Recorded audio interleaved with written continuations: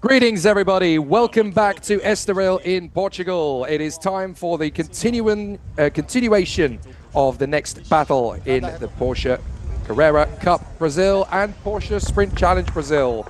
Although we are in a completely different location to Brazil on this particular occasion, this is the second weekend of the year that we are overseas, and of course we are with our cousins in Portugal. We speak the same language, we have the same passion for motorsport, and we also provide fantastic race circuits for our fantastic cousins in racing. It's going to be a magnificent battle out on the circuit, both today and tomorrow. It's a Thursday afternoon, I hear you cry. Why are we racing on a Thursday? Well, that's because we've got so many fantastic race battles over the next 4 days. We've got the Sprint Challenge today and tomorrow, but we've also got the endurance competition on the Sunday. It's going to be a fantastic battle for all of our contenders, as we end up with a sensational challenge ahead of us, and it's going to be a really exciting duel out on the course. Here in Portugal, the Porsche Carrera Cup Brasil and Porsche Sprint Challenge Brasil battles will be out on the circuit for their first encounter today.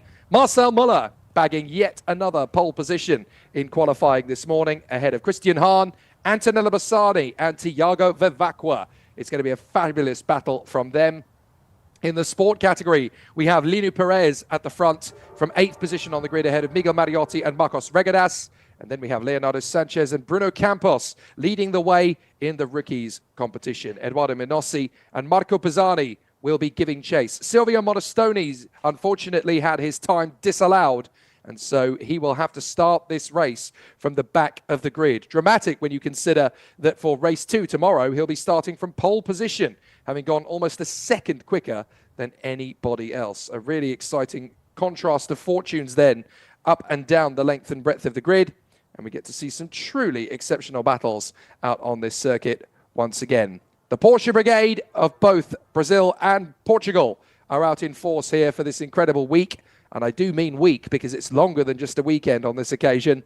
Racing today and tomorrow, then Saturday, the endurance teammates will show up and go testing with their regular race counterparts. Then on Sunday morning, we'll have time qualifying. Sunday afternoon, we'll go racing. And it is going to be a fantastic opportunity for everybody to showcase their skill. Miguel Mariotti, the man who won a race outright at Portimao in the last appearance for the championship. So let's see if Miguel Mariotti can continue his fantastic trajectory. It's going to be tough, to be fair. He will start this race from 9th on the grid. And this is a circuit that you can overtake on, but it is difficult. And considering that the leading sport driver is 8th on the starting grid behind all of the Carrera Cup competitors, this is not going to be an easy one to win. That is for sure. So for Marcel Müller and Christian Hahn, the front row of the starting grid has plenty of punch. Antonella Bassani lining up 3rd on the starting grid alongside Tiago Vivacqua, and then Miguel Paludo, championship leader, alongside Lucas Salas. And then we have an incredible charge from Matias Camparato, the teenager. He'll be alongside Lino Perez, the leading driver in sport. To round out the top 10, it will be Miguel Mariotti and Marcos Regadas. Plenty to get interested in. And the battle is definitely going to be raging from the outset. All of the drivers are in preparation then, ready to climb behind the wheel. And it's definitely going to be difficult to check in. Dafa Razaka, he had a late check-in for qualifying, so he's decided to come back for an early check-in on this one. Exciting to see everybody getting themselves rocked up. But now we are prepared for battle here at the Circuito Estoril. This is the circuit, of course, where 40 years ago to the year, Ayrton Senna da Silva, one of the greatest Formula One drivers of all time, if not the greatest, depending on who you speak to, won his first ever Formula One Grand Prix on this very circuit in 1985. He would go on to win a further 40 Grand Prix on his way to 3 World Championship titles in 1988, 1990 and 1991. And had it not been for his tragic passing in 1994, I think there would have been a few more world titles to add to his tally. But certainly if you are Latin American, and particularly if you are Brazilian, there is no doubt in the minds of petrolheads that Senna, to them, was the greatest. Certainly was the ultimate idol across Brazil. And not just Brazil, the world over as well. His legacy runs deep through the veins of any motor racing aficionado. And here in Portugal, as we continue the Porsche Carrera Cup journey. 20 years into its journey now. Most of the drivers on this starting grid would have been inspired as a young boy or a young girl by the legacy, if not the actual influence, of Ayrton Senna da Silva. To be a Brazilian and be a racing driver is very special. It's a lifestyle choice. It's not just a hobby. And for this 19-year-old Antonella Bassani, that couldn't be more true. She's already a Porsche champion, won the Sprint Challenge 2 years ago at the tender age of 17, will actually replace Rubens Barrichello, former Formula One race winner for Ferrari and Braun GP, at the Stock Car Brasil's September encounter 3 weeks from now. And of course, has the chance to go for her first Porsche Carrera Cup victory. She's already a Porsche Sprint Challenge champion, but this is her best chance yet, from third on the grid, to win her first Porsche Carrera Cup Brasil race. Will she do it around the Circuito Estoril? Can she break through the legends, Marcel Müller and Christian Hahn? She's already ahead of the championship leader, Miguel Paludo, but has she got a little bit more firepower to go slightly further forward? This is not going to be easy for Antonella Bassani to go for the victory. The drone catches the fantastic grid of cars, 31 of them in total, from Marcel Müller in pole position all the way back to Silvio Modestoni, whose best time in Q1 was disallowed, and therefore he has to start from the back, even behind Flavio Champal and Gustavo Janon. That will make things very difficult. There is Dinu Perez, who goes off pole position in the sport category, 8th on the grid overall. And there are, of course, as ever, 3 races within one race in the Porsche Carrera Cup, because we have the Carrera victory, the sport victory, and the rookie victory that will all play out on the same circuit over the same 25-minute race. And then straight after that, we will have the podium ceremony. Top 5 in all 3 categories will get trophies and champagne. And as soon as the final podium ceremony is completed, we will then move on and we will focus on the Sprint Challenge immediately. They'll go straight from the pits into their formation lap, and then it'll be a rolling start and 25 more minutes for the Sprint Challenge. It is quite an exciting battle, this one. And this circuit always delivers magnificent entertainment, particularly when it is Porsche Carrera Cup Brasil. If you've watched Porsche racing before and you think, well, they're all pretty similar, there's not a lot of overtaking, it's a bit processional, and whatever the starting grid is, it pretty much ends that way. Not in the Brazilian Championship, let me tell you. This is some of the most exciting, nail-biting, gripping motorsport that you're going to see, and certainly the best race you're going to see today.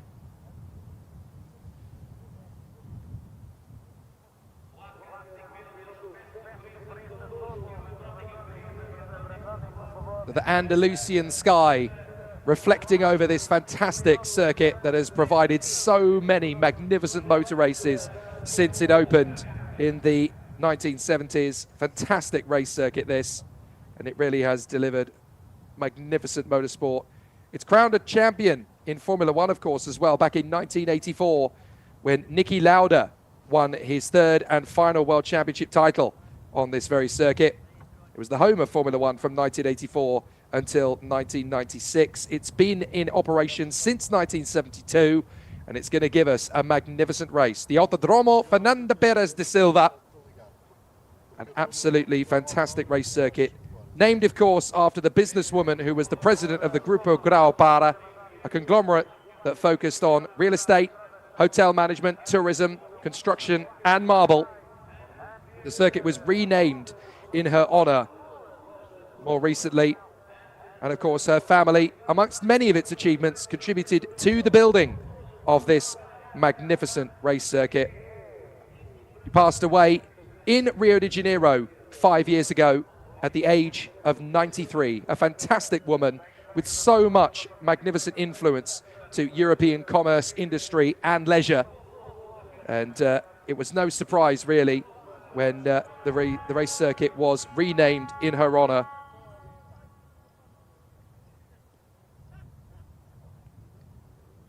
And so we now get ourselves ready for a fantastic bout out on the circuit. 31 cars, 25 minutes, 3 races to win in one 25-minute encounter.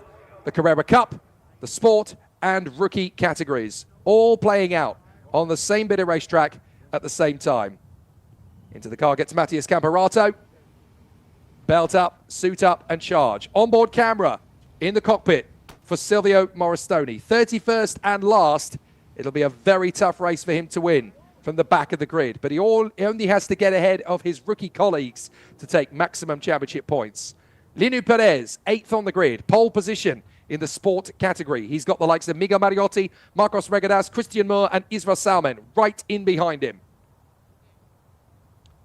But the drivers are ready for the challenge that awaits them. Now they are getting into their race cars, suited and booted, belts on, engines will fire up, and the pace car will take us around the course for one formation lap. And then after that, we will go racing here in Alcobenete in Cascais in Portugal. Here is the starting grid for the latest encounter. Race 1 of round 5. Marcel Muller and Christian Hahn on the front row of the starting grid together. Two powerhouses. Antonella Bassani, 3rd on the grid, her best chance yet for a Carrera Cup victory. Tiago Vivacqua has already won this season. What can he do from P4?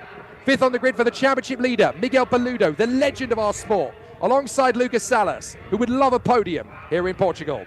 Matias Camparato, the teenager, alongside the sport pole, Linu Perez, 8th on the grid, hoping to charge forward. Miguel Mariotti and Marcos Regadas are never far away. They round out the top 10. 11th on the starting grid for Christian Moore. He lines up alongside Israel Salman, the reigning rookie class champion. Nelson Marcondes is alongside the leading master, Nelson Monteiro, in 14th on the grid. 15th place on the grid for the Flying Squid, Francisco Horta, lining up alongside the mutant, Roman Zimkiewicz. Row 8 of the grid is full of fire. Rodrigo Melo lining up alongside Lightning McQueen of Brazil, Alcif Feldman Nito, the teenager, in 18th. Seba Malucelli lines up alongside Carlos Campos. Row 10 of the grid has plenty of experience and wisdom. Can it be created into a top 5 finish? Yosimar Junior lines up alongside the pole sitter in the rookie category, Leonardo Sanchez, going off P22. Then it is the next two rookies. Bruno Campos is alongside Eduardo Menossi.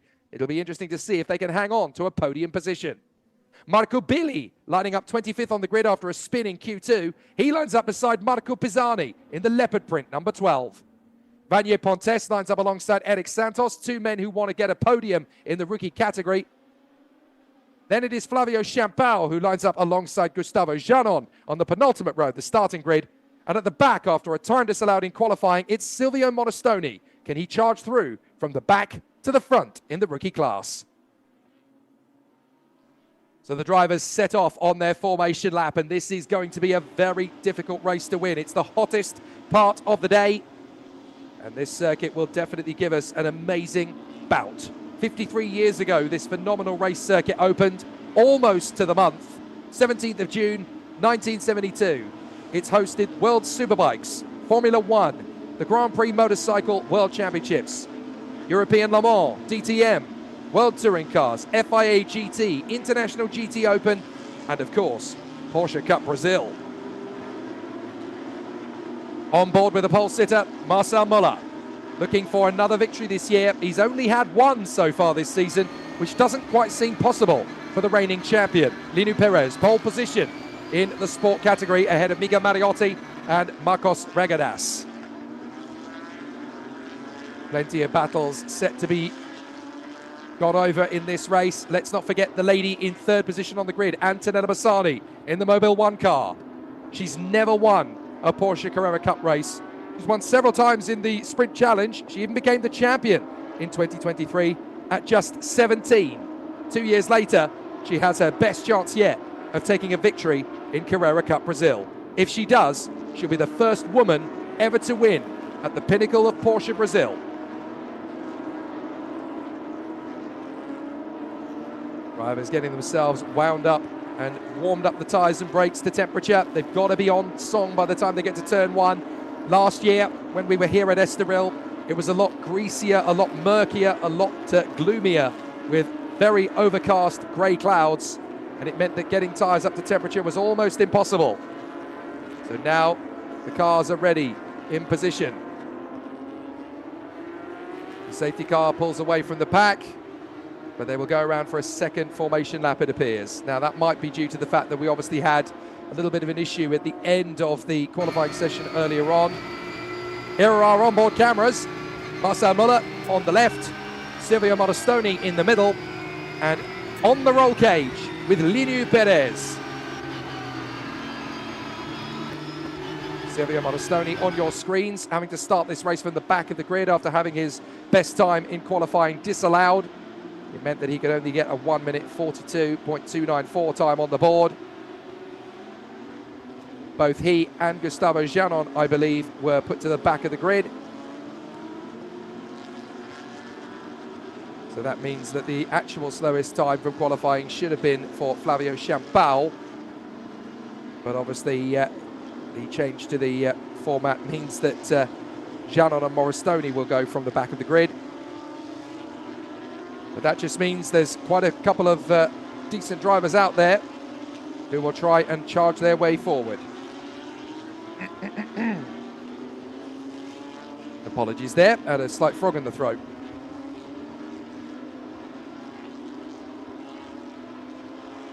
So Marcel Muller and Christian Hahn. The lights are out on the Qashqai safety car.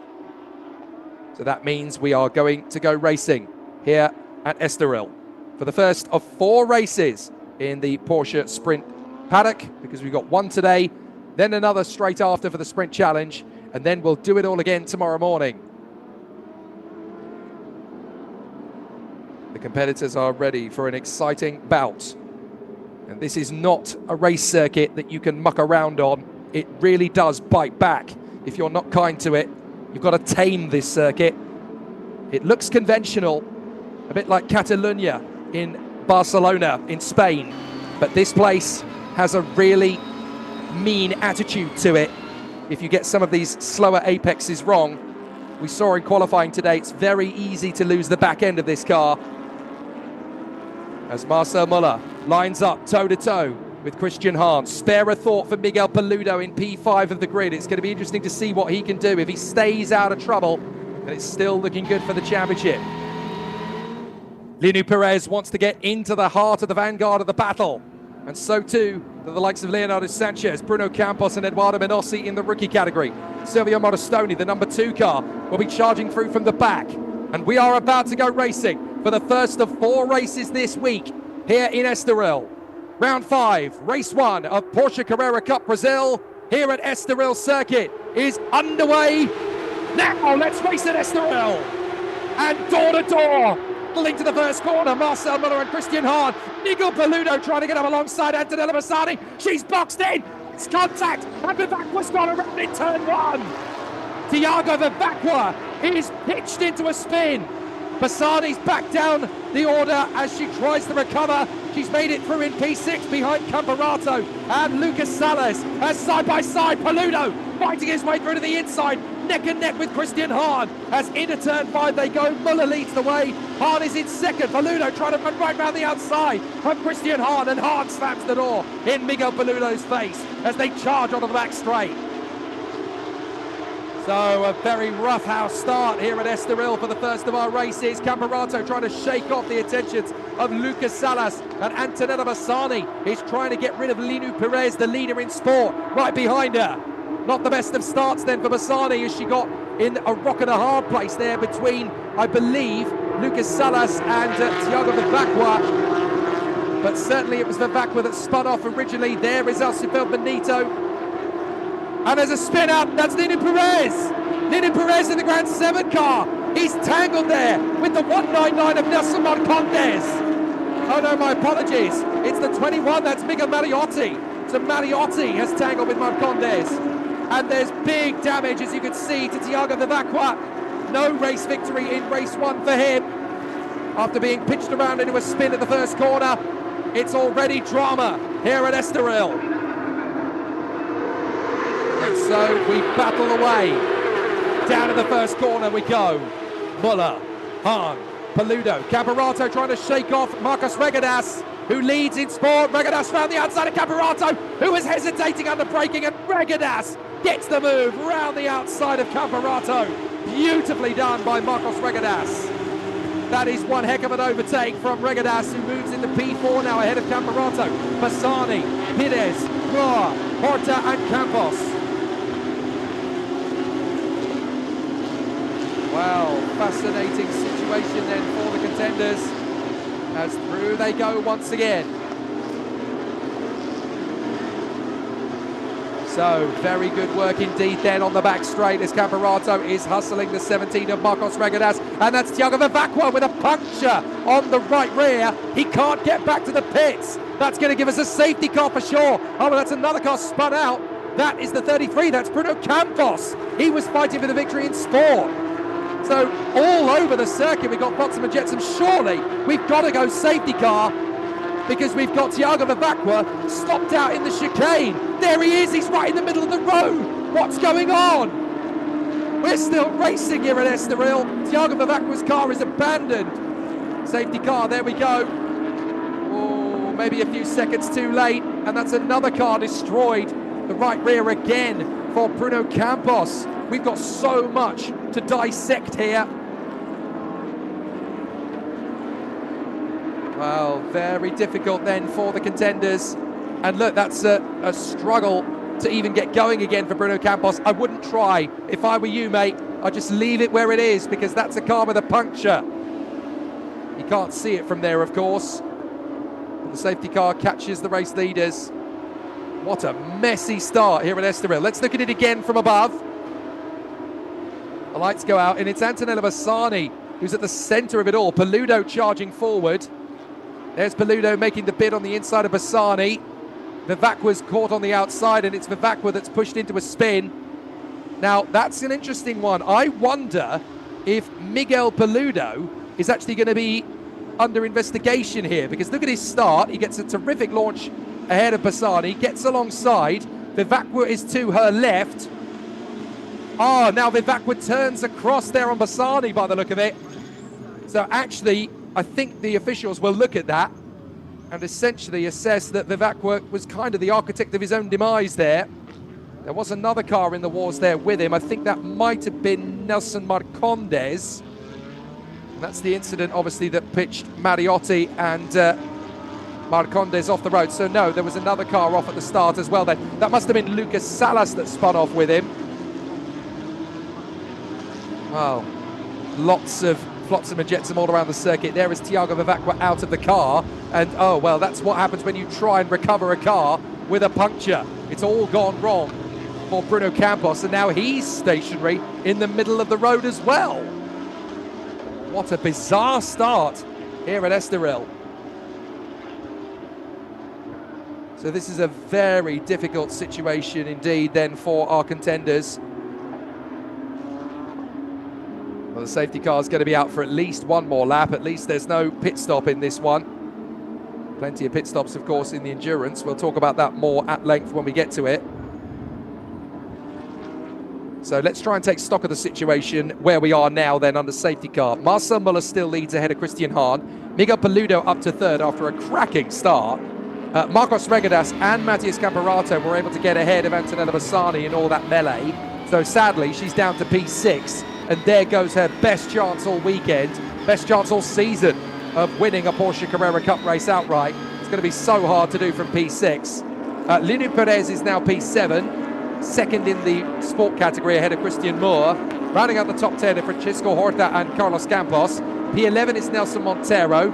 Then it's Rumen Zimkovic ahead of the Brazilian Lightning McQueen. Alcifel Benito in 13th. Then Rodrigo Melo ahead of Leonardo Sanchez, Seba Marucelli, Josimar Junior, Marco Pisani and Eduardo Menossi.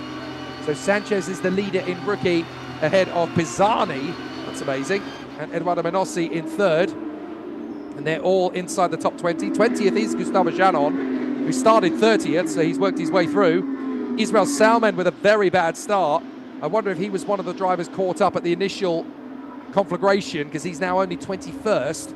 Vanya Pontes ahead of Flavio Champal, then Silvio Modestoni, who worked his way up to P24, Marco Billy, and then basically the cars that ended up getting spat out and having to recover. So we've got Lucas Salas, Nelson Marcondes, Eric Santos, Miguel Mariotti at the back, and then we've got the two drivers who have retired and beached their cars on the circuit, Bruno Campos and Thiago Vivacqua. So there's no repeat victory for Thiago Vivacqua. There's no podium for Bruno Campos in sport. In rookie, I should say. So that means we've only got 7 of the rookies running. And don't forget, it's the top 5 rookies that make the podium. So the way the podium works is we get the top 5 overall, then we get the top 5 in sport, then we get the top 5 in rookie. That's how the podium works. In Sprint Challenge, it's slightly different. In Sprint Challenge, it's the top 5 overall, then it's the sport category, which the rookies are part of, so they could also end up on the podium there. Then we've got the rookie podium, so there's a good chance that Daniel Newman will actually pick up 3 trophies today. We'll talk about that later. So here's the start, that's Vivacqua going around, and it was Lucas Salas that got pitched into a spin. So it was Lucas Salas trying to take avoiding action, and he got pitched into the pirouette with the contact from Thiago Vivacqua. There was nothing he could do about that. Devastatingly bad luck for Lucas Salas. He's now in 26th place, needing to recover. Here's our 360-degree camera. On board, Marcel Muller, the reigning champion. Sadly, he won't be this year's champion because 3 of the races he could easily have won were taken off him for a puncture. Lights out on the safety car. So we're going racing this time. That means that both Thiago Vivacqua and Bruno Campos' cars have been recovered. So we're going to go racing this time here at Estoril. It's up to Marcel Muller to back up the pack. And we are now ready to go to battle. This is going to be quite an exceptional duel now on this restart. Watch for Miguel Paludo into turn 1. He's going to be very strong on this restart, trying to go after Christian Hahn. Drive-through penalties. The contact at the start for Eric Santos. The 29 will get a drive-through penalty. Now that is Rodrigo Melo, and the 99 is also going to get a drive-through. So that is Vanier Pontes, all for jump starts, I believe. So now we are going to go up to race triple once again, and it's green here at Estoril. Marcel Muller leads Christian Hahn. Watch for Paludo into turn 1 as Bassani is going after Matthias Camperato round the outside. Can she pull this move off? He's going door to door, and she's going to keep her foot in here. Side by side, she backs out of it. That's going to be Linu Perez now with a move on the inside of Bassani. He gets through, and also an opportunity knocking now for Christian Moore.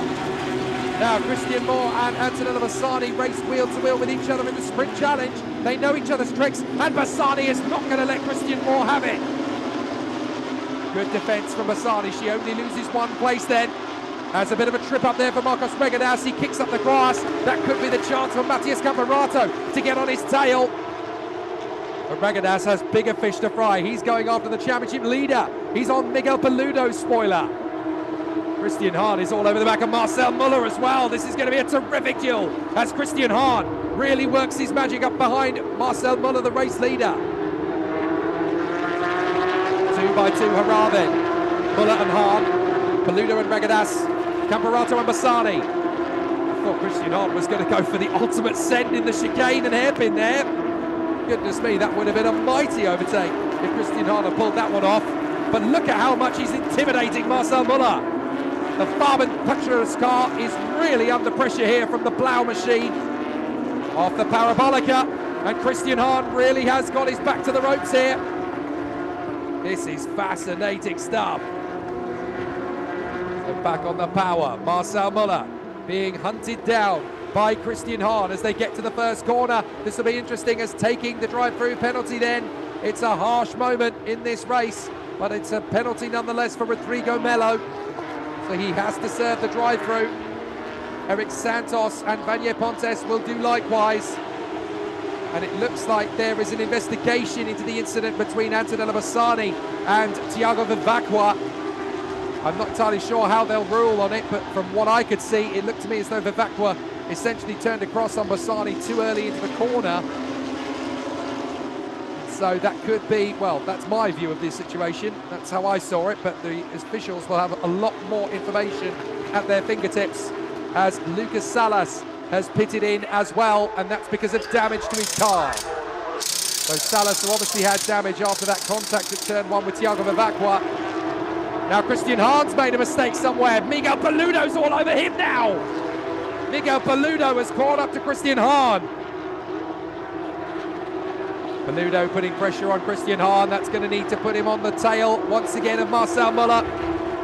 And these 3 magnificent racers going at it toe-to-toe. You could argue that these are the 3 best drivers in Porsche Carrera Cup Brasil. at the height of their powers. Muller, Hahn, Paludo. To the Parabolica. Marcel Muller, reigning champion. Christian Hahn, champion to be one day. And Miguel Paludo, another championship title in waiting. On board with Linu Perez. Closing up to Marcos Regadas, who's lost out now to Matias Camparato. This is for the victory in the sport category. And Linu Perez wants it. Antonella Bassani's losing time and losing places. I wonder if she's got big damage from what happened earlier on, as Linu Perez is going to try and go right round the outside of Marcos Regadas in turn one. He has to bail out of that move. Perez all over Regadas again through turn two. Regadas drifts a little wide as Antonella Bassani is now down to P7, nursing a wounded calm perhaps. It was a big hit that she took from Thiago Vavacqua into turn one. It looks as though there is an investigation at least into Vanier Pontes for exceeding track limits. He's got to be careful. You exceed track limits, you'll get another penalty. He's already had a drive-through. Antonella Bassani all over the back here of Linu Perez. Will she go right round the outside in the hairpin? It's not the kind of move she'd hide from. She hasn't quite been able to make the overhaul there on Linu Perez. Watch out as well for the 30 behind. That's Christian Moore. Bassani has another look at Linu Perez. Far back into the apex though for the braking zone, so she has to wait. Back up the charge to the hairpin. This is where Damon Hill had that big barrel roll in qualifying in 1994 in the Williams when he clattered into the side of Eddie Irvine's Jordan. Through to the left-hander that leads up to the Parabolica, and Bassani's got Linu Perez in her sights again. Christian Moore dropping back a little. Linu Perez focusing so much on Marcos Regadas, maybe Bassani's got a chance to bounce back. So Antonella Bassani still looking good for a podium in the class, because don't forget, in Carrera, top 5 will still get you a podium. It's not the points that she wanted, but a trophy is a trophy nonetheless. Top 5 drivers get trophies in Porsche Carrera Cup Brasil. Here comes Lightning McQueen.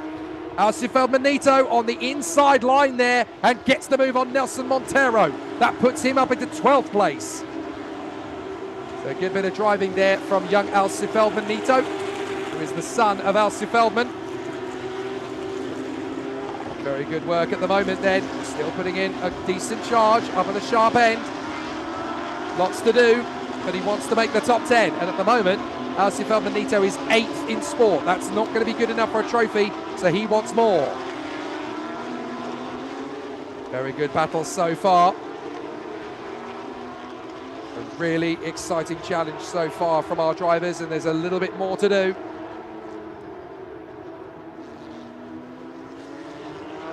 Christian Hahn still under big pressure here from Miguel Paludo. 10 minutes left.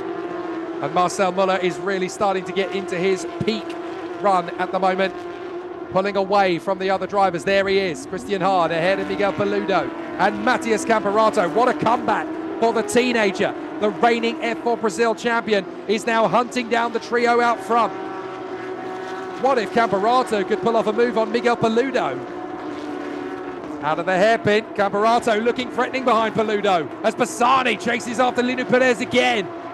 Perez can't keep up with Marcos Regadas, and this is what Antonella Bassani needs. She gets a good run off the turn. She's got a chance down the main straight. She's going to go the long way because that's where Perez is going to send her. Down to the braking zone. Bassani's got to lean on the brake pedal here. She's in front. But will Perez go deep? Yes, he does. Linu Perez fights back, and Bassani has no way through. Now Christian Moore has a chance to close up on Bassani as a result of that. But she is not going to take this defeat lying down. She'll try and fight back. Now, the race director has got to be very careful here because the 888, Linu Perez, is being assessed for exceeding track limits. That could help out Antonella Bassani. It could help out everybody behind him as well. Marcel Muller still leads. Christian Hahn is trying to keep this within a second. A 1 second lead will do in Porsche Carrera Cup Brasil. It's rare to get a bigger lead than that. And there is Alci Feldman-Nito. Lightning McQueen to you and me. Excellent run. Now he's up to P12. He's got a bit of work to do to catch up to the man in front, Carlos Campos. as we look. Oh no, that is Carlos Campos. So Alcivel Benito's already got past him. That's into 11th place then. So that puts Alcivel Benito into P6 in the sport category. Makes up one more place, and the Brazilian Lightning McQueen will be on the podium in the sport category. But this battle is pretty tasty too. We've got Monteiro, Malucelli, Yosimar Junior. Did he just run wide there? I think Yosimar Junior just took that apex a little bit too far over. Drops off the train a little bit. Down to the first turn again. Bassani trying to close back up on Linu Perez. And meanwhile, we've got Roman Zimkovic all over Francisco Horta. It's the Squid versus the Mutant. Sebe Malucelli down to turn one. Side by side almost with Nelson Monteiro. And further back, this is a big charge on Leonardo Sanchez from Israel Salman. Salman's through. Nice overtake there from Israel Salman, who gets past the rookie leader. And that's bad news for Sanchez, because the next man along the road is Eduardo Menossi. And he's the man who can take the rookie lead away from him. And behind him, that is Silvio Morastoni. Morastoni has gone from the back of the grid to P3 in rookie. Amazing, that's 19th for Morastoni. So a race that now has 4 retirements. Thiago Vivacqua, Bruno Campos, Gustavo Janon and Lucas Salas all out of the race. So we've got 27 cars still running. Vanier Pontes is already well over half a minute behind the rest after his pit stop. Here comes Marcos Regadas. He wants more, and he wants to get back on terms with Matias Camparato. That will strengthen his position ahead of Linu Perez. Bassani's got ahead of Linu Perez. So Antonella Bassani has finally got her man and got ahead into P6. So Antonella Bassani has got through and has dropped Linu Perez like a hot potato. Amazing run from Bassani to get ahead of Perez and then check out. Now she's going after Marcos Regadas. Her pace is very quick around this circuit. Just a shame that she finds herself all the way down in P6 when she started P3.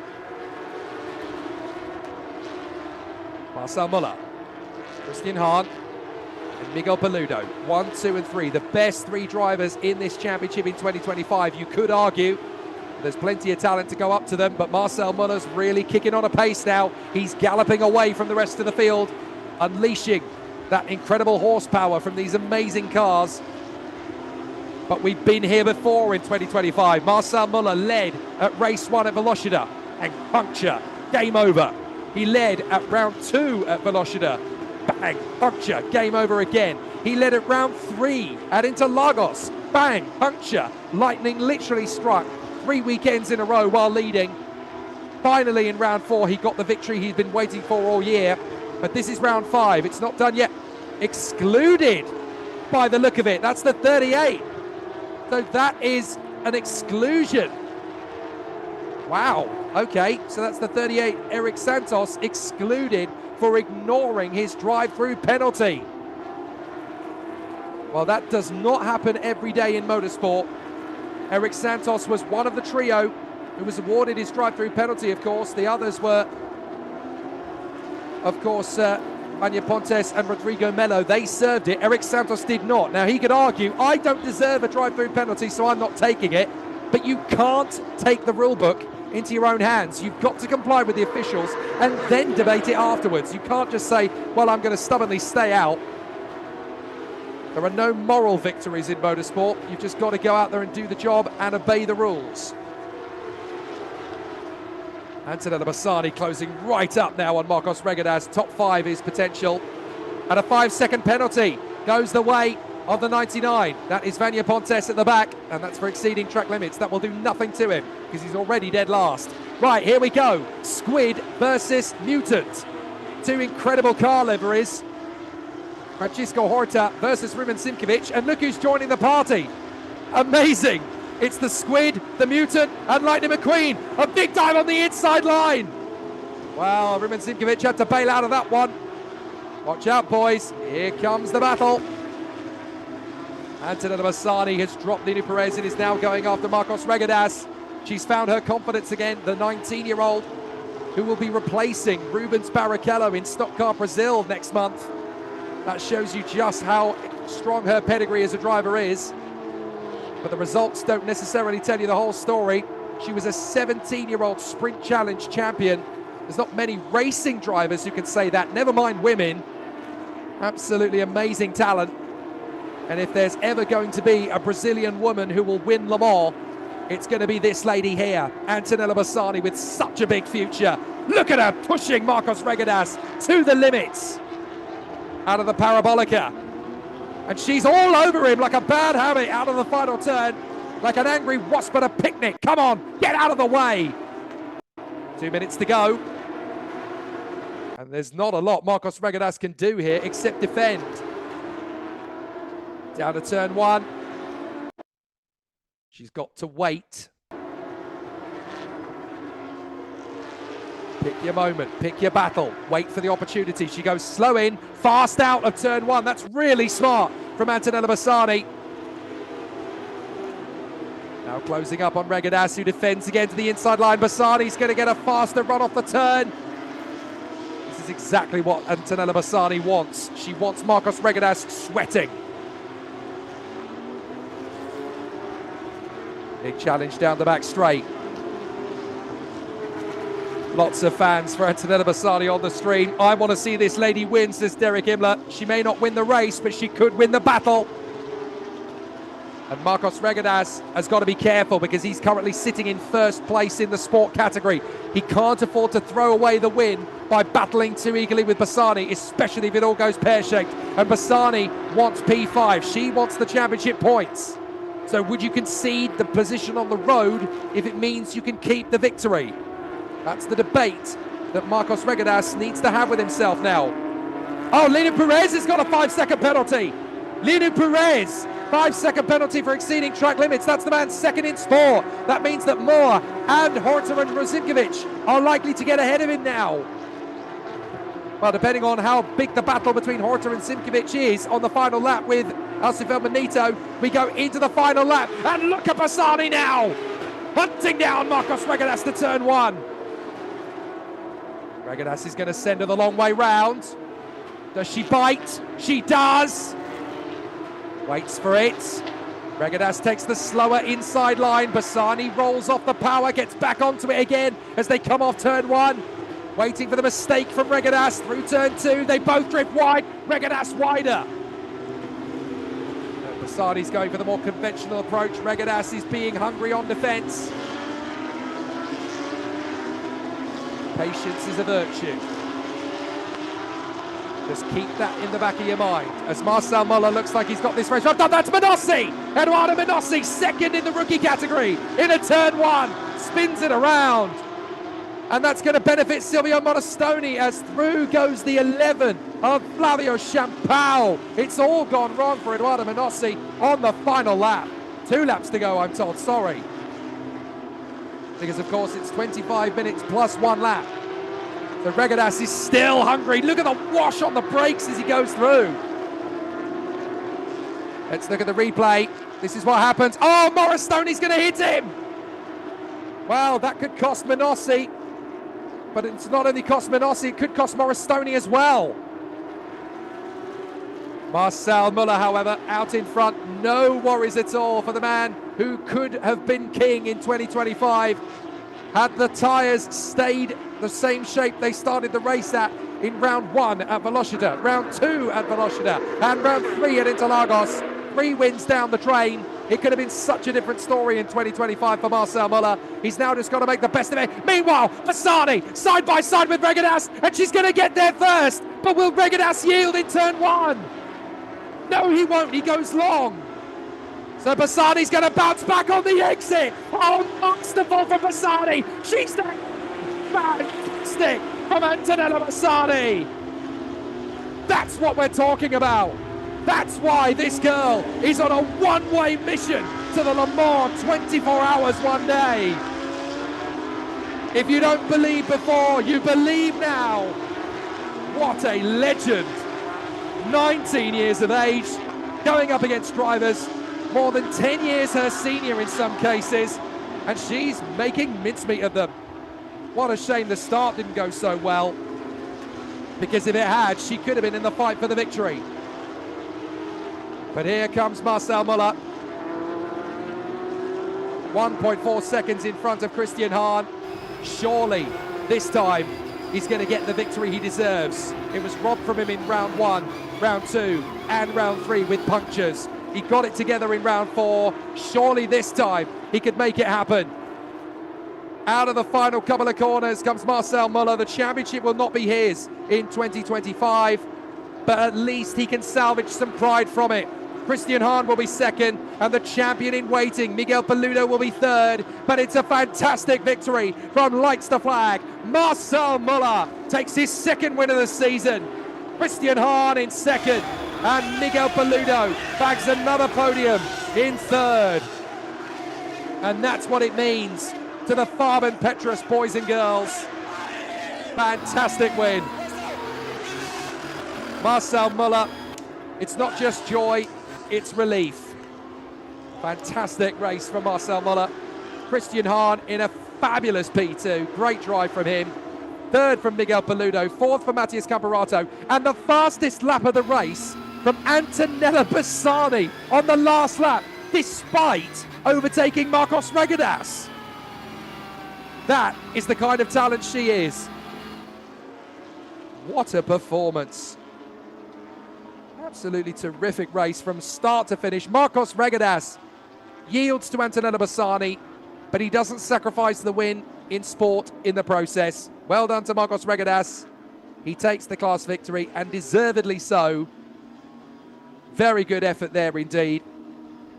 Ahead of Christian Moore, who will be in second place once the 5-second penalty is applied to Linu Perez. And Leonardo Sanchez comes through for the rookie win, ahead of, for the moment, Silvio Modestoni. But I've got a feeling that he'll be investigated for that contact with Eduardo Minossi, which, if he gets a penalty, that would promote Flavio Champao to second position. That would be his best result of the season. Well, what a race. What a way to start the week. Because don't forget, we've got a race straight after this one. Stick around. We've got another race to come. And if you thought it was exciting in Carrera Cup, it's about to go nuclear in Sprint Challenge. And then, of course, we do it all again for race 1 and 2 tomorrow morning here at Estoril. And then we've got a day off for broadcast, but the endurance teammates show up, and they'll spend the entirety of Saturday testing and in practice. And then on Sunday morning, we've got qualifying for the endurance, and then 300 kilometers of the Estoril circuit on Sunday afternoon. Cancel your plans for the weekend. If you want drama and excitement, you're in the right place. So 3 very deserving winners here. Marcel Müller, Marcos Regadas, and Leonardo Sanchez. And that's what it means to the crew. Marcel Müller, who could easily have won 5 races this year, don't forget.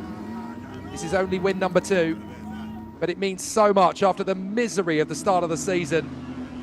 It's mad to think that the reigning champion is only 11th in the standings coming into this weekend.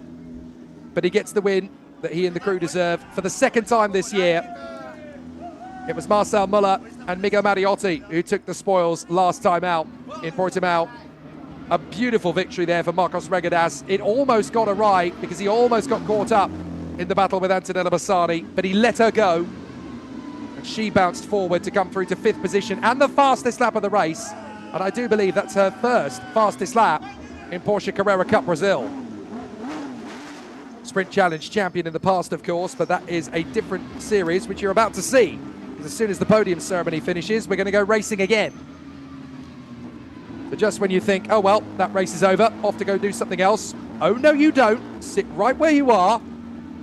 Because there's more great racing to come straight after the podium. And onto the roof climbs Leonardo Sanchez. Domination in the rookie class, in amongst the sport drivers. That's how you want to win in rookie. And Leonardo Sanchez is on his way to the rookie title in 2025. He's a lovely chap, is Leonardo Sanchez. This sport is not just a team sport, it's a family sport in Porsche Carrera Cup Brasil. Very unconventional compared to the other Carrera Cups around the world. When you've got the British Series, the Benelux Series, the German Series, the Mobil 1 Porsche Super Cup on the Formula 1 weekend, they all have teams operating them. We don't have teams here. We have friends, engineers, mechanics, families, hangers-on. It's one team that engineers these cars, and everybody helps each other out. How does that work for the racing? Easy. May the best driver win. It takes away all of the politics. It takes away all of the arguments, all of the snide remarks in the paddock. The only thing that's left is what we're here for in the first place. Racing. That's as it should be. Absolutely as it should be. Great to see your comments there about the racing. It really was fantastic out there, wasn't it? And so many positive comments for Bassani. She put on such a great effort. Don't forget, this is only her 5th weekend in Carrera Cup Brazil, and she's only 19, and she's going up against drivers in their 30s and 40s. And she's proving that she is equal to, if not greater than, many of her counterparts. 5th position in a field of 31. I think she's the 2nd youngest driver in the entire championship. And she started 3rd. She could have been a race contender here, but she got hit at the start and caught up with Thiago Vivacqua, lost 3 places, and still pulled off that drive with the fastest lap as well. So Marcel Müller goes further into his double figures tally of victories. Crazy to think that he could have been a 5-time winner in 2025.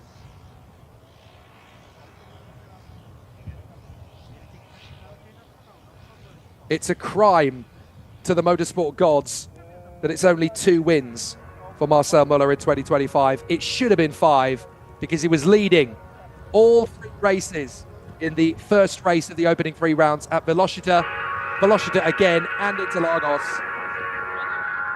Here's the result, provisional of course. Marcel Müller takes the win from Christian Hahn in 2nd, Miguel Paludo in 3rd position. Matías Camperato P4 ahead of Antonella Bassani. What a star, fastest lap on the last lap too. Marcos Regadas takes the sport win ahead of Christian Moore, Linu Perez, Francisco Horta and Ruben Zimkovic. Alcifel Manito 11th ahead of Nelson Montero, then Carlos Campos, Yosemar Jr. and Israel Salmen. Leonardo Sanchez got the rookie victory ahead of Sebe Malucelli, Miguel Mariotti and Nelson Marcondes. Silvio Modestoni is 2nd for now. He'll take the podium. Marco Billi, Flavio Champau, Eduardo Menossi, Rodrigo Melo, Marco Bazzani and Vanier Pontes, the last finishers. The retirements, Lucas Salas, Gustavo Janon, Bruno Campos, Thiago Vivacqua, and Eric Santos, of course, was disqualified for failing to take his drive-through penalty when it was awarded to him just before the restart.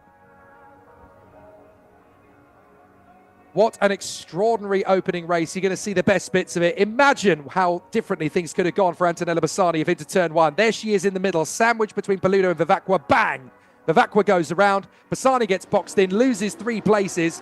1 to Paludo, 1 to Camperato, and 1 to Regadas. She goes through in P6 with a car that could well have been damaged at that point, but she dug in and fought and managed to get her way back. Paludo so nearly grabbing 2nd place there off Christian Hahn. Just a little bit of wheel spin through turn 4. That's what cost him. There's the contact on board with Linu Perez, who would go on to get a 5-second penalty himself for track limits. That denies him 2nd position. It's Christian Moore that inherits that. On the restart, after all the pandemonium, a great battle to turn 1. Bassani so nearly getting around the outside of Matías Camperato. That could have been 4th place if she'd have managed that.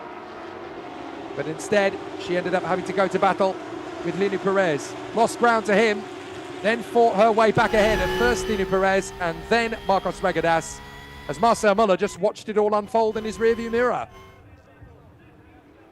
A great battle out front. Linu Perez going wheel to wheel with Marcos Regadas was a nice little battle early on before Perez sadly fell away. Track limits would eventually go his way too, and he would drop to 3rd position in the sport category after losing out first to Bassani and then to Marcos Regadas. Christian Moore would elevate ahead of him for 2nd place in the sport category. The drama was very much confined to the first 5 minutes in terms of pandemonium, but in terms of race battles, boy, were we spoiled in the latter half of the race. So many great duels. Hahn versus Paludo, Paludo versus Camperato, and Bassani versus anyone who got near her. Good drive as well from Alcifel Manito a long way back. He managed to elevate himself up into 11th place. He'll have a better chance in race 2. tomorrow morning. So the Qashqai Grand Prix weekend kicks off in fantastic style as our 5 drivers on the top steps of the podium doing a fantastic job. There to the far right is Antonella Bassani, fastest lap. But to the top spot goes Marcel Müller. Another victory. That's win number 12 for him in his fledgling career in Porsche Carrera Cup Brasil. It should have been so much more, of course, this year. No national anthem because, of course, every driver on the grid is Brazilian. And they have the national anthem at the start of racing. So here are the 5 trophies for the 5 different drivers. They will raise the trophy above their heads as part of the podium ceremony here in Porsche Carrera Cup Brasil. All 5 drivers together then. Antonella Bassani, P5. P4 for Matias Camperato. P3 for Miguel Peludo. P2 for Christian Hahn. And the victory for Marcel Müller. And now it's time for the boys and girls of Brazil to get busy with the fizzy here at Estoril. Marcel Müller doesn't fancy the spray until tomorrow, because he wants to keep that race suit dry. I don't blame him. Well, you can hear engines revving, and that's because the drivers in the Porsche Sprint Challenge are already on their outlap.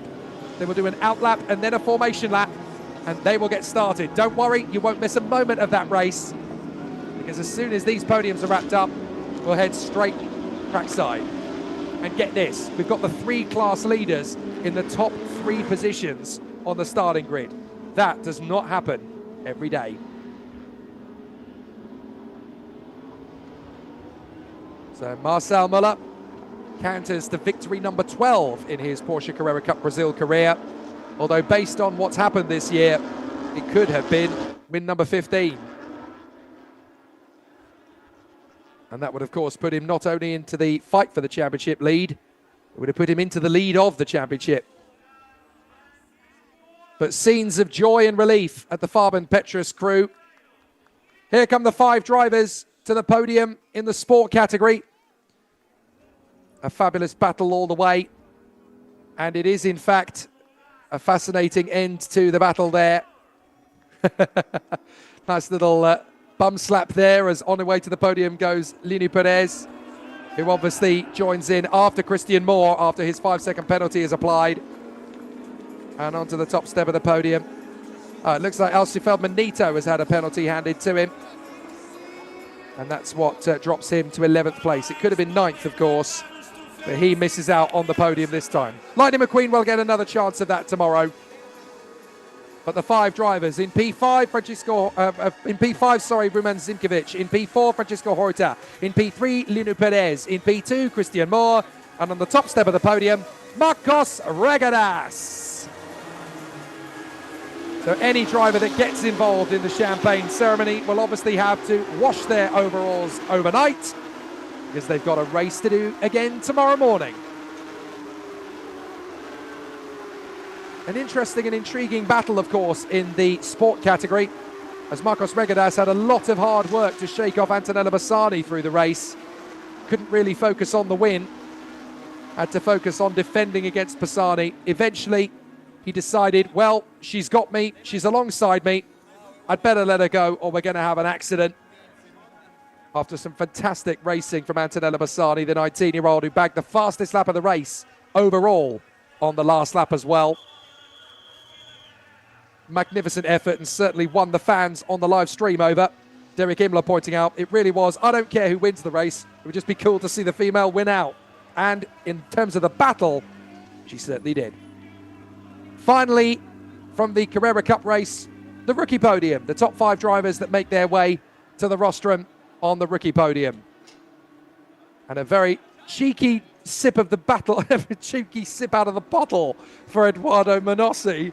What's he playing at there? You're not supposed to drink it now. You're supposed to wait, mate. Oh, well, you can't teach these guys to behave, can you? The 5 drivers that will take to the podium. Marco Pisani in P5. Eduardo Manossi provisionally in P4. Flavio Champau provisionally in P3. P2 for the moment is Silvio Morostoni. And number 15 on the top spot. That won't be up for debate. Leonardo Sanchez, a winner in rookie yet again. So a sensational battle here at Estoril comes to a conclusion, and we go straight from the podium to the starting grid for the Sprint Challenge. Round 5, race 1 for the Porsche Sprint Challenge of Brazil. Here we go. Carlos Chavez versus the rookie, Daniel Newman. Could he actually win a race outright in 2025? Sport leader Matthias Roque alongside Sadek Leiter in the challenge for the number 66. 5th position is Mario Dallara. He lines up alongside Gerson Campos. So nearly a pole position if one sector hadn't been down.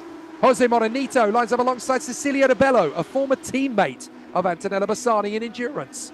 Caio Castro lines up alongside Leonardo Herman, who had a disaster in qualifying. Can he elevate from P10? Rafa Brocchi lines up alongside his fellow rookie William Araujo on the 6th row. Then next up, it's Fernando Oruda. He lines up alongside George Filio in P14. 15th on the grid for Claudio Reina. He's up alongside Lucas Locatelli on row 8 of the starting grid.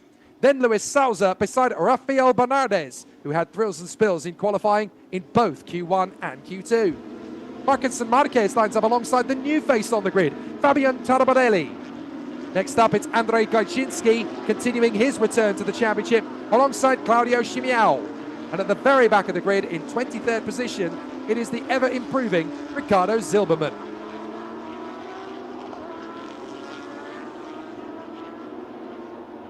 For those who remember the rolling antics at Velocita of Everton Cardoso, he has not been in the championship since round 3 at Interlagos. So that's his absence, unfortunately. We're looking at a replay behind the safety car. What's going on here? Are we about to see something particularly bizarre? Oh, an accident before the race has even got underway. What on earth? That is race-ending damage to the 14. That is Andrei Gajinski. He's out before we've even gone racing. Didn't I tell you that Porsche Sprint Challenge Brazil goes nuclear? I didn't expect the crash before we even started. So now we've got an amazing duel. Caio Chavez, the championship leader in 2025, versus the up-and-coming pretender to the throne, Daniel Newman. He couldn't quite pull off a rookie pole position in either Q1 or Q2, but with his audacity and sheer determination, could he pull off an overall victory? If he does, he'll take 3 winning trophies, of course. So let's see what the drag race to turn 1 is like. Chavez versus Newman, Roque versus Leiter, then Dallara, Campos, Morenito, Rebello, Castro, Herman, Brocchi, Araujo, Arudo, Crispin, Reina, Locatelli, Souza, Bernardes, Marquez, Tarabarelli, Chimiao, and Zilberman. There is no Andrei Gajinski. He's already out. Lights out. Let's race at Estoril again. Big charge to the first corner. Can Daniel Newman overhaul the pole sitter? Watch for Sadek Leiter on the middle of the road. There's a little bit of a nudge to Caio Chavez, and there's a little bit of conflagration into turn 1 as everybody tries to get through in one piece. But it's a fantastic start from Matthias Roque. Up at a 2nd position, there's already a little bit of damage to Gerson Campos' car, and he's got damage to the right rear of the machine. Into turn 1, Leonardo Herman almost hits him. Through turn 3. Goodness me.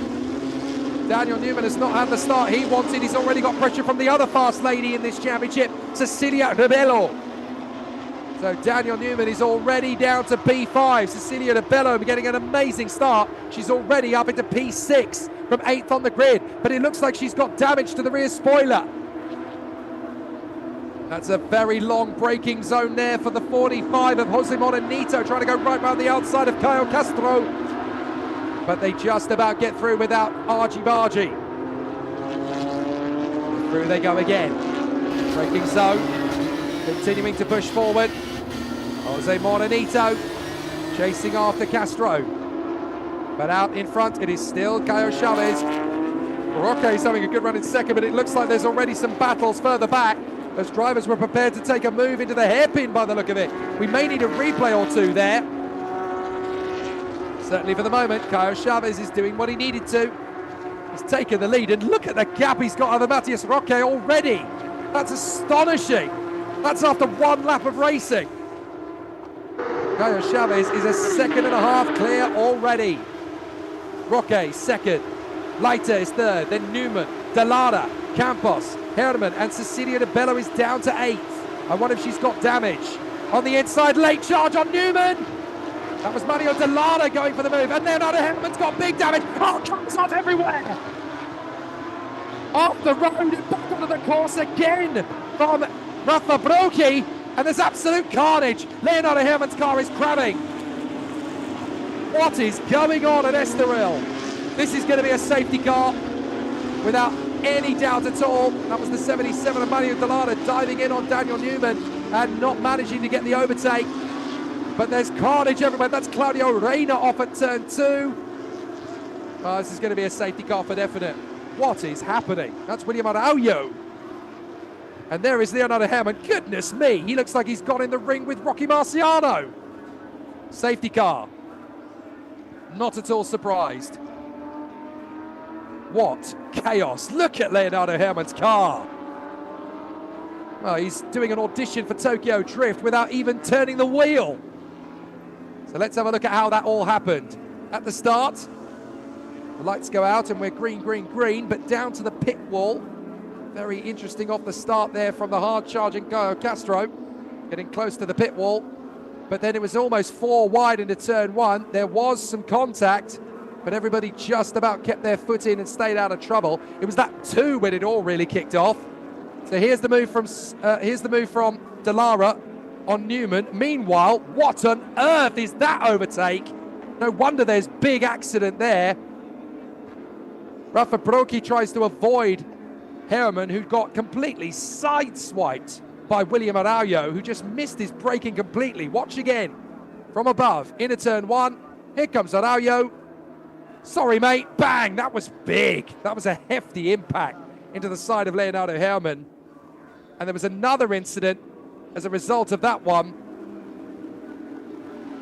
And that was the incident that we saw take out Claudio Reina.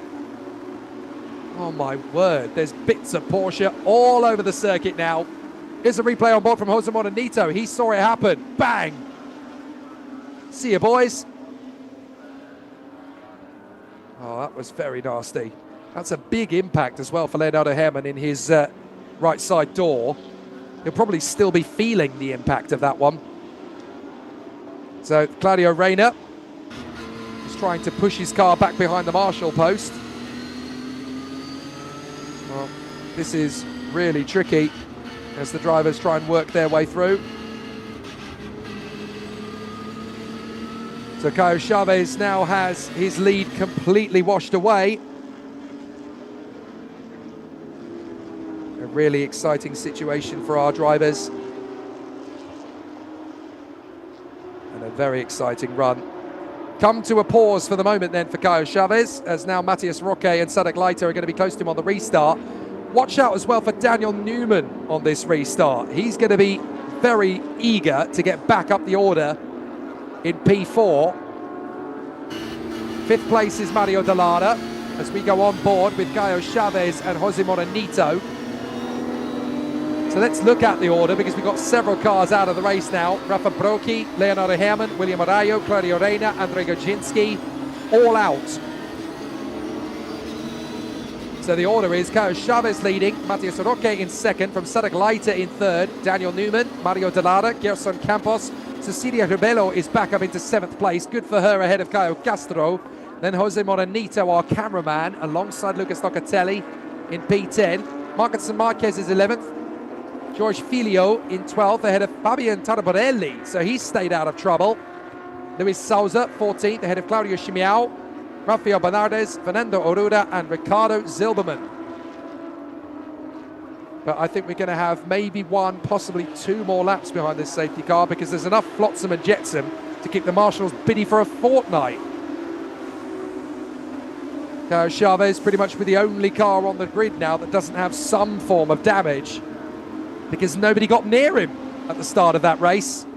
And they're all avoiding the inside apex there because there's some oil that's gone down or some water based on the accident that we had at turn 1.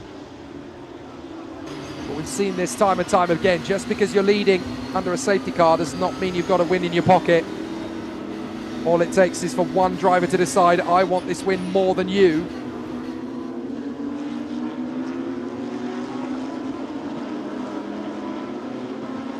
So a strange situation then for our competitors. Matthias Roque leading the way in the sport category and ahead of Daniel Newman in rookie. You can see that he's had some damage. Look at that. That bonnet is actually in danger of flapping up over the top of the windscreen if he's not careful. He's taken a bit of a hit into turn one, hasn't he? And yet he finds himself in second. That's what I meant when I said Caio Chaves pretty much has the only car in the grid now with not having any form of damage or contact. Right, the lights are out on the safety car, so amazing work from the Orange Army, it has to be said.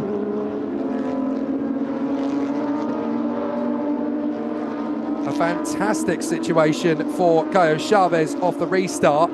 The only car without any damage, if he can keep it together. But let's see if this is going to turn into a race victory, because there's a very good chance it could.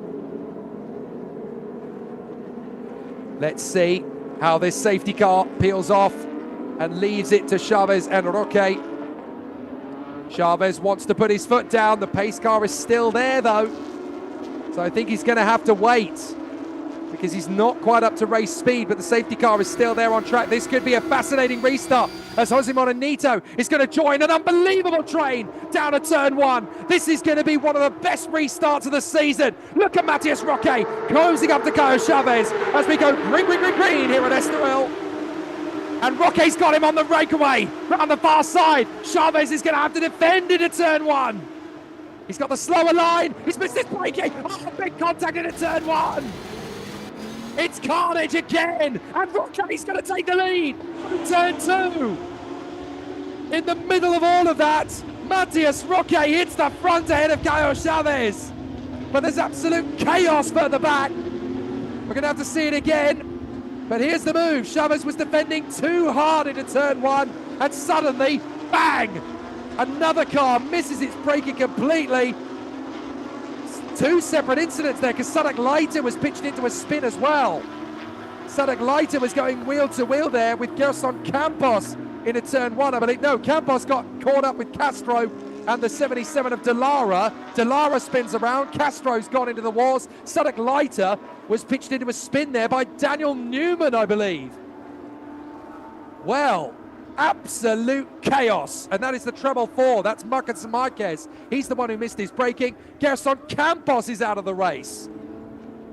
This is one of the craziest races I've ever commentated on.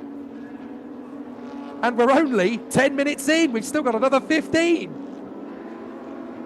Absolute chaos at Estoril. So Gerson Campos returns to the scene of the crime. What do I... Oh, that's the marshals, sorry. Gerson Campos is long gone. Let's have another look at it. So this is another incident, I do believe. Oh, yes, there is another incident. So Campos has got a broken car. Sadek Leiter's got a spun-out car. And Gerson Campos trying to recover. No chance. Broken right front. Marcos Marquez, what was he doing into turn one? Just missed his braking altogether. And he's taken out at least three cars there, including himself.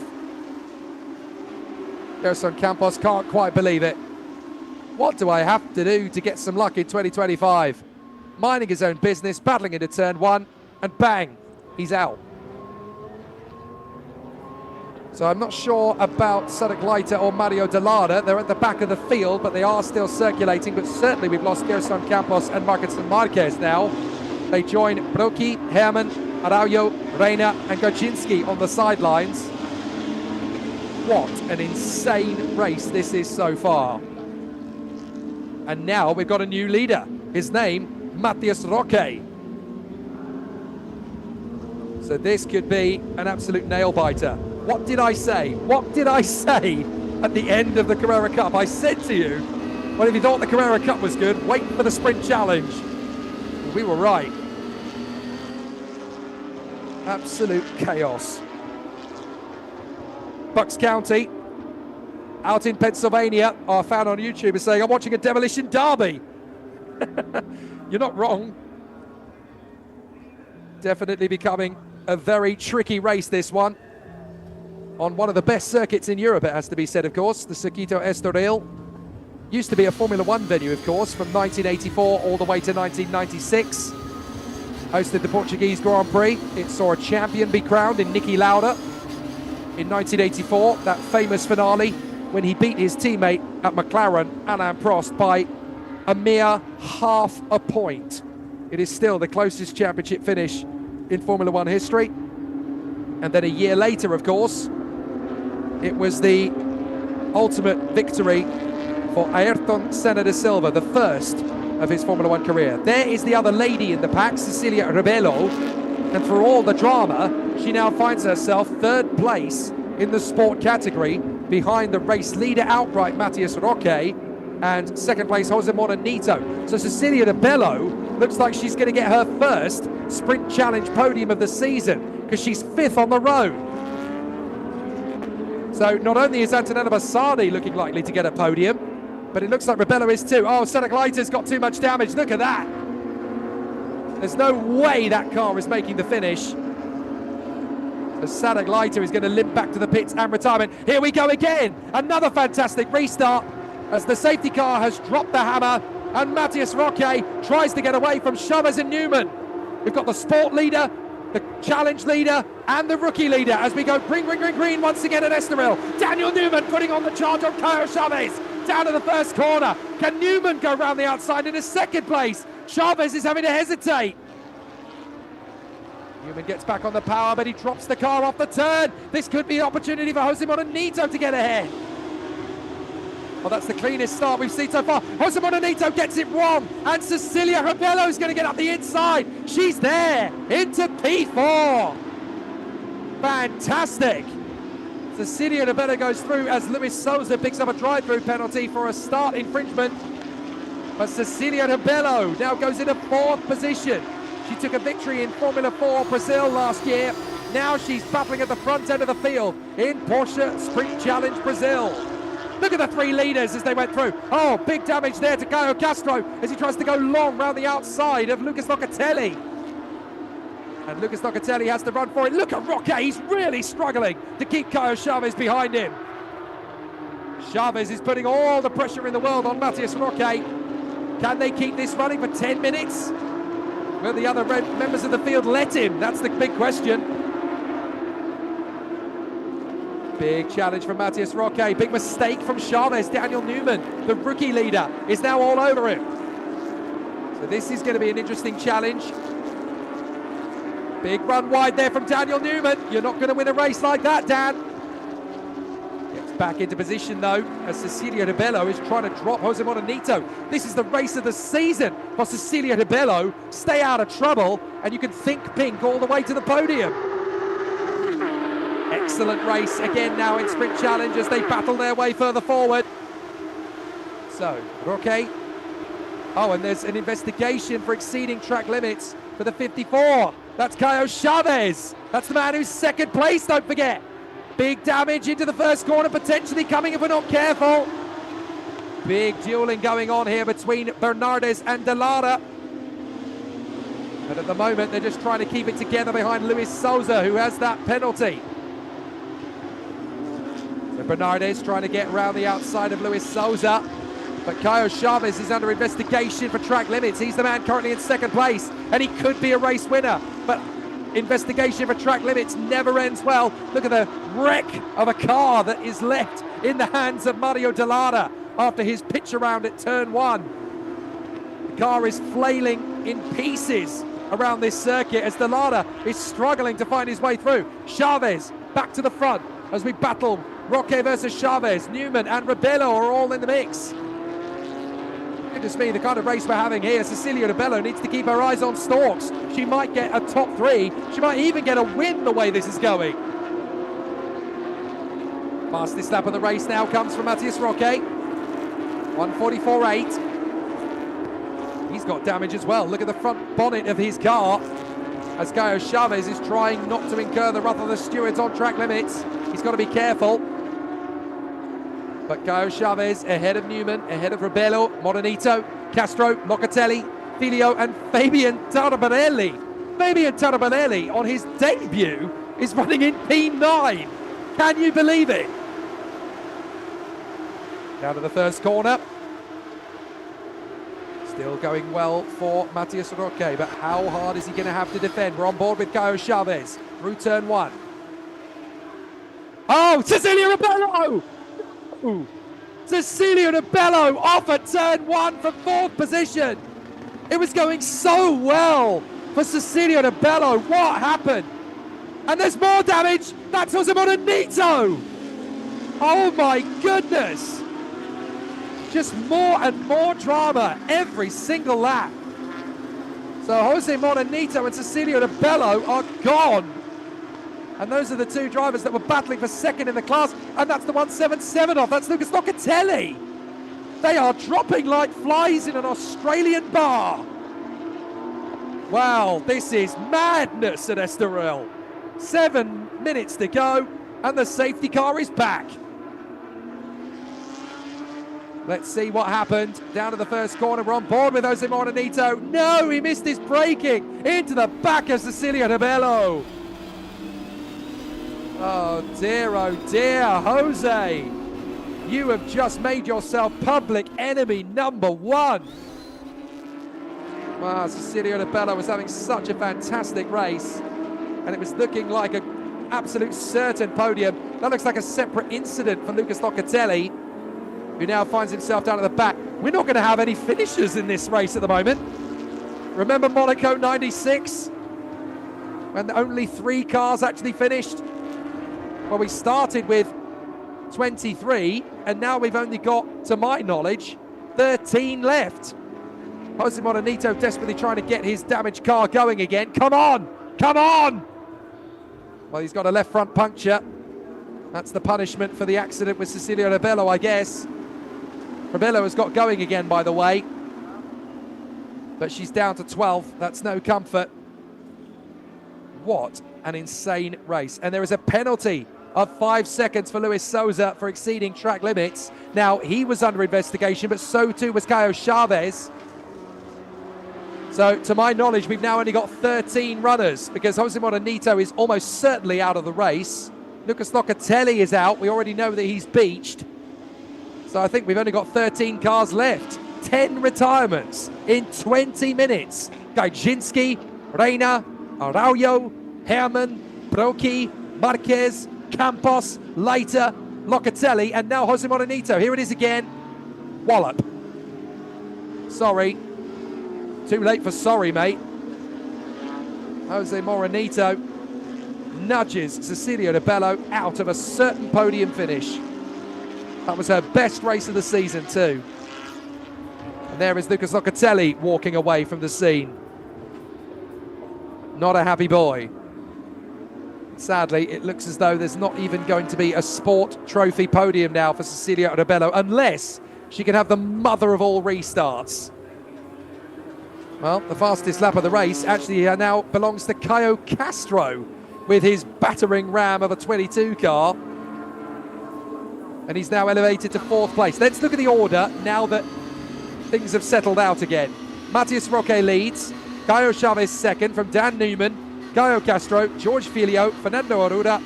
Fabian Taraborelli is P7 on his debut. 8th is Mario Dallara, 9th is Claudio Chimiao, at 10th place is Rafael Bernardes ahead of Luis Souza, Cecilio Rebello and Ricardo Silberman. Lights out on the safety car. We're going to do it again. So this is start number 4 in the first race of the weekend of Sprint Challenge Brazil. So now it's down to Matias Roque again to defend from Caio Chavez, Dan Newman, Castro, Filio, Arruda, and the new boy, Fabian Taraborelli, who's just staying out of trouble. There's going to be 3.5 minutes to go, roughly, when we go green.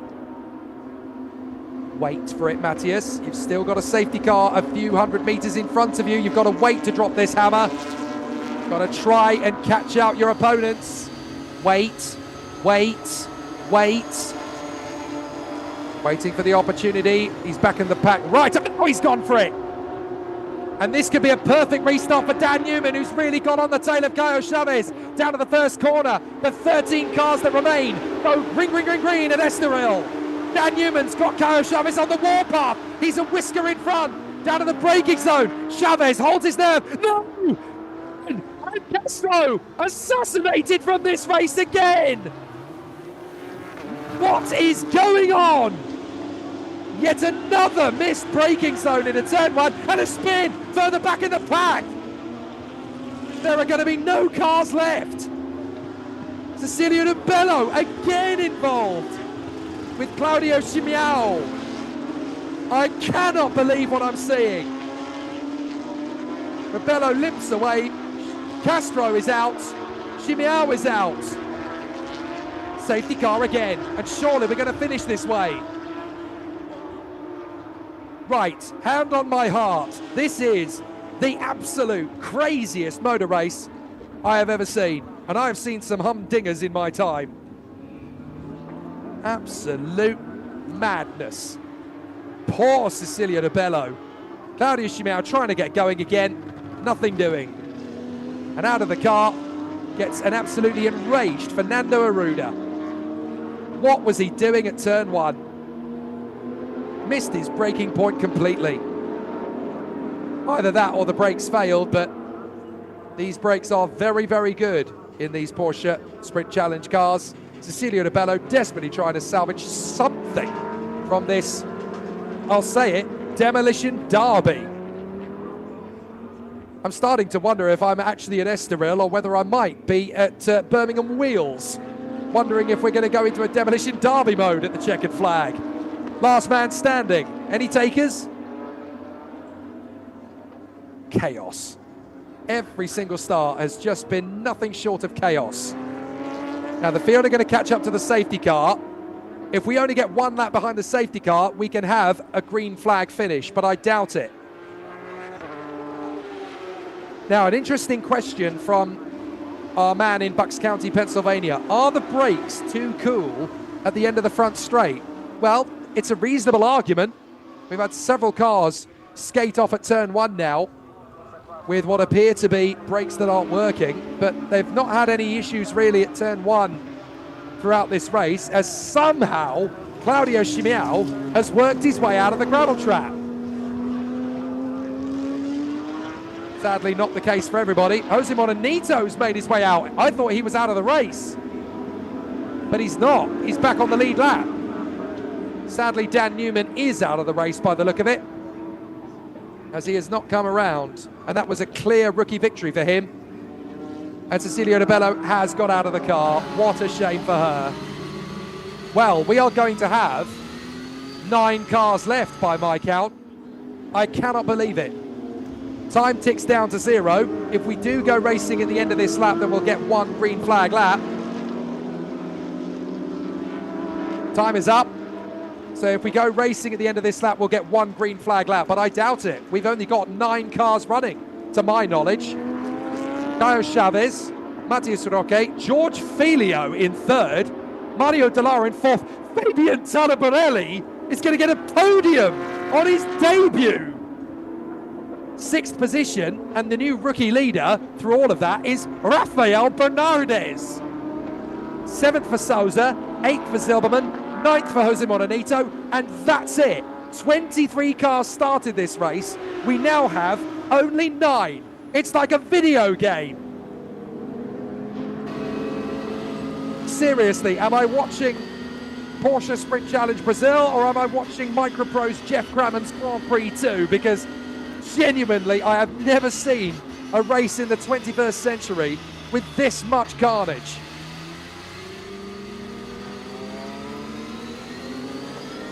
Certainly not for such a sustained effort. I think the only race in the world that could compare for this much carnage is probably that Macau GT World Cup race. Look at how savage that was in a turn one, as Newman is just assassinated from this race.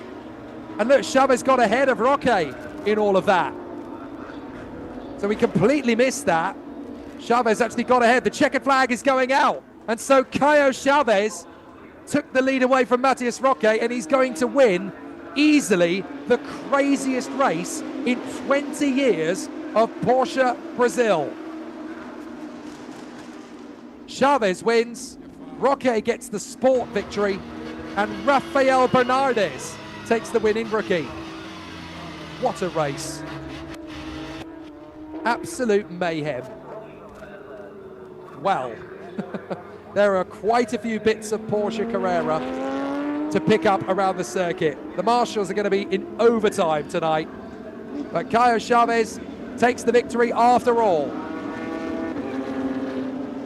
But I've got a feeling that this is the most provisional of all the race results there's ever been. Matías Roque is the winner of sport, but not the winner overall in the end, because he lost the lead in turn 2 on that last restart to Caio Chavez. And in third is George Filio. Incredible. Fourth for Mario Dallara. Fifth place for Fabian Taraborelli on his debut. Wow. And we've had one final comment from our man in Bucks County, Pennsylvania. Now, who's going to wreck on the cool-down lap? Don't. It's that kind of race, isn't it? Rafael Bernardes takes an unbelievable win in rookie. In fact, only three rookies actually crossed the line. Ricardo Zilberman, and the last man was Claudio Chimiao. Absolutely crazy. So does this mean that Newman and Aruda are not going to go to the podium? Well, they completed 10 laps, so they did all but the last 2. Will they be classified as 4th and 5th in the category? Look at this restart. This is the first of the major melees. Ready? Into turn 1. Araujo misses his braking. Bang! That's a big hit on Leonardo Herrmann. Rafa Brocchi has nowhere to go but into the gravel.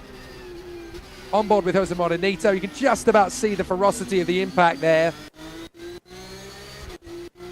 But there's quite a few replays to look at. Here's the replay of the third restart. You're going to see Chavez defending from Roque, and look, missed braking again. Bang! That's Marcus Marquez into the side of Mario Dallara, who spun out and somehow still finished 4th. Can we just point that out? Mario Dallara spun out there at turn 1 and still came home in P4. And then we had this restart. Oh, this is the same one. Marcus Marquez into the side. Big time of the 77. Just how did Mario Dallara get that car going again, and how did he come home in P4? Absolutely crazy. So Caio Chavez wins easily the most insane race in our history. And despite all of the tension and all of the drama, Caio Chavez keeps a cool head and grabs the victory, almost out of sight. Well done, Caio Chavez. Without a doubt, my friend, you have just won the craziest Porsche Carrera race for about a decade in the Porsche Sprint Challenger Brazil. Good effort there from Matías Roque to win the sport category, but without a shadow of a doubt, the craziest result of all is a rookie win for this man, Rafael Bernardes. Stay out of trouble, and you might just win. And in rookie, that's exactly what he's done. And you'll be delighted to hear that that's his first. Matías Roque, I am the winner in the sport category. 2 right. Mind you, you didn't have many people to race against at the end. He'll be joined on that podium by Filio, Dallara, Taraborelli, and Rafael Bernardes. Absolutely crazy race. What a sensational run. A busy day for the man who brought Itsumi a 3rd place in the Le Mans Ultimate Qatar 6 Hour. Indeed it was. What an insane day at the races. Well, you won't be surprised to learn that there are some investigations going on. And I've just been told that there is a 20-second penalty handed out due to a starting infringement for Luis Souza. That means that Claudio Chimiao is elevated to 9th. And Luis Souza finishes last place then, which on this occasion is 10th. We had 23 cars start that race. Lunacy. Absolute lunacy today. The hot Portuguese sunshine has clearly got to the heads of our drivers as 3 very talented racing drivers completely missed their braking point in a turn 1. First Marcus Marquez, then it was a similar story for William Araujo. And then right at the end there, it happened again to Fernando Arruda. Some very strange goings on in the Porsche Sprint Challenge Brazil. So we're going to have our 3 podium ceremonies once again. And don't forget, of course, we are not done for the week. We're just getting started because we've got race 2 tomorrow morning. That's going to be a thriller in both Porsche Carrera Cup and in Porsche Sprint Challenge. If there are any cars left to race in Porsche Sprint Challenge, half the grid is going to be on stilts with repairs to do. I think the grid for tomorrow's race could look very different. Look at Carlos Chavez. Even he's got damage at the rear. Here's how he stole the lead on that last lap. Big run wide there for Matías Roque. Carlos Chavez says, thank you very much, buddy. I'll take the lead back. Well, the marshals have got work to do. The engineers and mechanics have got work to do. And to be fair, so have half the grid. But that was, without a shadow of a doubt, the craziest race in the history of Porsche Brazil. The Sprint Challenge ends like this. Carlos Chavez takes the win in front of Matías Roque, the winner in Sport. George Filio third. Mario Delara P4 somehow. And Fabian Taraborelli on his debut in P5. Rafael Bernardes takes the rookie win ahead of Ricardo Zilberman. Jose Morenito is 8th. Luis Souza is 9th. And Claudio Shimao is 10th. And these are the retirements, many of them. Newman, Castro, Arruda, Rebelo, Locatelli, Leiter, Campos, Marquez, Brocchi, Herman, Araujo, Reina, and Gajdzinski. Officially, the maddest Porsche race I've ever seen. And just think, we've got 2 more tomorrow. And then on Sunday, we've got qualifying for the endurance, and then the race itself. 300 kilometers of racing. Based on what we've seen today, are you up for a 300-kilometer enduro on Sunday? These boys and girls are. So a fascinating race. One of the maddest you're ever going to see, and definitely the craziest motor race in the world today. And there are your 3 class winners. And 2 of them you might not have predicted. Carlos Chavez, Matías Roque, and in the rookie, well, Rafael Bernardes. Stay hungry, stay focused, stay out of trouble. You might just win. So there is your top 5. Incredibly, on his debut, Fabian Taraborelli is on the podium in P5.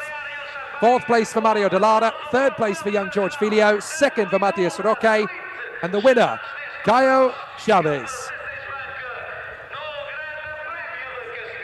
So the boys celebrate on the podium at the top of the table. They get busy with the fizzy here at the Autodromo. Fernando Perez.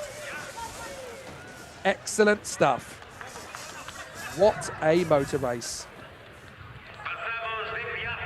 Carlos Chavez somehow skates his way through the chaos and comes through for another victory on what is set to be a championship-winning year, especially now that pretty much all of his opposition failed to finish. Castro didn't finish, Leiter didn't finish, Campos didn't finish, and nor did Leonardo Herman. For Carlos Chavez, that is pretty much the championship on a silver plate. He could wrap it up tomorrow in fine style. So now we go to the sport podium, and that's going to see Matías Roque on the top spot. In the Sprint Challenge, the rookie competitors are part of the sport category podium. So that means it's going to be Rafael Bernardes. Absolutely incredible scenes here.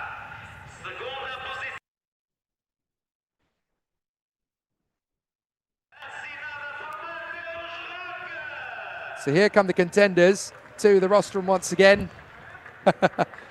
Cheeky little moment there as the contenders go to the podium. Love it. Rafael Bernardes sneaks his way to the top step of the podium early because, of course, he will take the rookie victory in a short moment's time.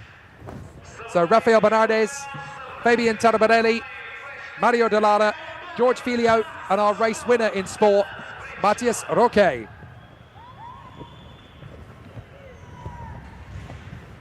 And just think, you're looking at 5 drivers there and only another 5 actually finish the race. That's half the grid on the podium.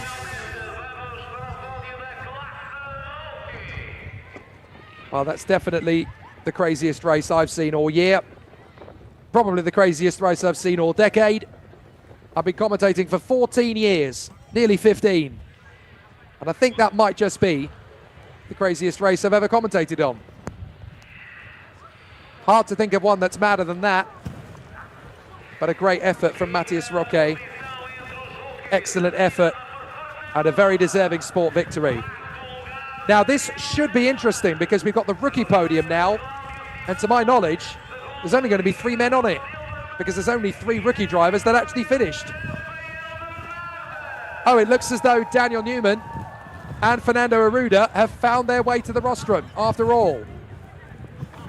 So Daniel Newman is there in 4th position. So 4 drivers will be on the podium then, it seems.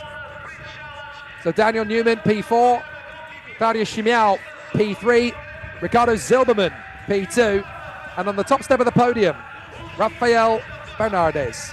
What a crazy, crazy race. Definitely the maddest race I have ever seen in 15 years in the commentary box. Wow. So as Rafael Bernardes takes his first ever victory in the rookie category of the Porsche Sprint Challenge Brazil, that's day 1 over and dusted here at Estoril. Absolute chaos. Great victories for Marcel Muller and Caio Chavez. Around them, pandemonium, flotsam and jetsam like you would never predict. Tomorrow, we get to do it all again, of course, because we have race 2 in Porsche Carrera Cup Brazil and Porsche Sprint Challenge Brazil. And I say, bring it on. If it's that exciting on day 1, imagine how it's going to get on day 2. Thanks for watching. I hope you've enjoyed it. From myself, Jake Sanson, and from my producer, Nicholas Otterloo, thank you so much for being with us for the craziest day in our 20-year history. There's more to come when we are back tomorrow morning for hopefully a little bit calmer proceedings. But whatever it's going to be the very best that Porsche Brazil has to offer. Bye for now.